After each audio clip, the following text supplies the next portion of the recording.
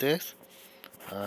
Tuturo ko nga pala sa inyo paano i-connect yung DC5 guitar multi-effects sa B8 sound card papuntang computer.